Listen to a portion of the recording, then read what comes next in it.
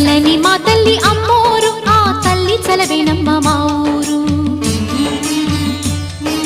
చల్లని మా తల్లి అమ్మోరు ఆ తల్లి చలవేనమ్మ మా ఊరు.